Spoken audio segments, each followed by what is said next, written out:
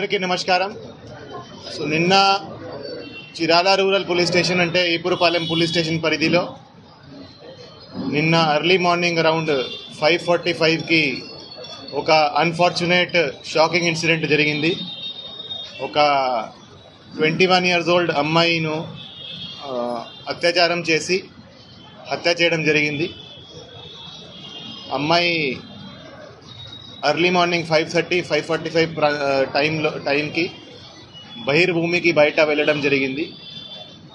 అక్కడ అమ్మాయిను రేప్ చేయడం, తర్వాత అక్కడే అమ్మాయిను మర్డర్ చేయడం జరిగింది.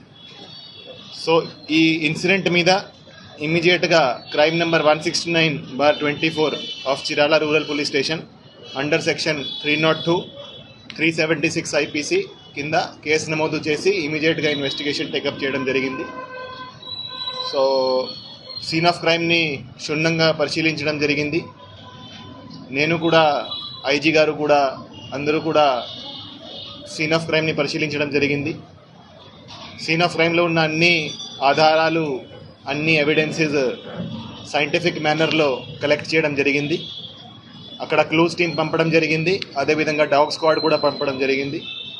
సో అవన్నీ ఎవిడెన్సెస్ కలెక్ట్ చేసి ఇన్వెస్టిగేషన్ టేకప్ చేయడం జరిగింది.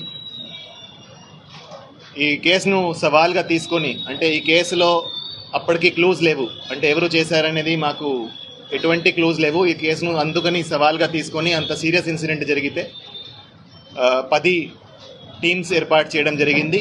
ఈ కేసు దర్యాప్తు అన్ని కోణాల నుంచి ఈ కేసు ఇన్వెస్టిగేషన్ చేయడం జరిగింది.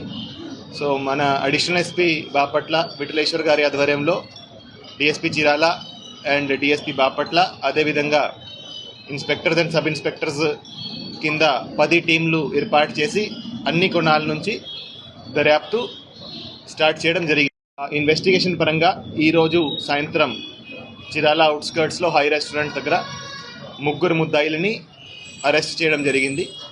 ఈ 3 ముద్దాయిలు ఈపురపాలెం విలేజ్కే, సేమ్ విలేజ్కి చెందిన వాళ్ళే. A1 దేవరకొండ విజయ్, A2 కారంకి Mahesh and A3 Devarakonda Srikanth. So వీళ్ళు ముగ్గురికి ఇంతకుముందు కూడా వాళ్ళ మీద కొన్ని కేసులు, క్రిమినల్ కేసులు ఉన్నాయి. ఎవరైతే A1 and A2 ఉన్నారో వాళ్ళు ఆ రోజు ఎర్లీ మార్నింగ్ అరౌండ్ 5 గంటలకి అదే ప్రాంతంలో, ఆ రైలు పట్టాల దగ్గర మందు తీసుకొని అక్కడ వాళ్ళు డ్రింక్ చేస్తున్నారు.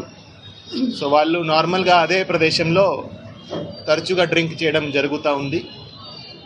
అదే టైంకి ఎవరైతే హతురాలో ఉందో, ఎవరైతే విక్టిమ్ ఉందో, ఆమె ఆ ప్రదేశానికి వెళ్ళడం జరిగింది. ఆ ప్రదేశానికి వెళ్తే వాళ్ళు అదే అవకాశంగా చూసుకొని ఆమెను ఇద్దరు బలవంతంగా లాగేసి బుషెస్లో తీసుకువెళ్ళి అక్కడ ఆమె మీద అత్యాచారం చేయడం జరిగింది. తర్వాత ఆమె నోరు మూసుకొని ఆమె తల మీద రాయితో కొట్టి ఆమెను స్మదరింగ్తో, అంటే ఆమె నోరు ముక్కు మూసుకొని ఆమెను అక్కడ చంపడం జరిగింది. ఇది చేసినాక వాళ్ళు అక్కడ నుంచి పారిపోవడం జరిగింది. పారిపోయి వాళ్ళిద్దరూ వాళ్ళ ఇంటికి వెళ్ళి అక్కడ వాళ్ళ బట్టల మీద కొన్ని మట్టి, తర్వాత కొన్ని ఈ మార్క్స్ ఉన్నాయి. అందుకని వాళ్ళ ఇంటికి వెళ్ళి అక్కడ బట్టలు కూడా చేంజ్ చేయడం జరిగింది.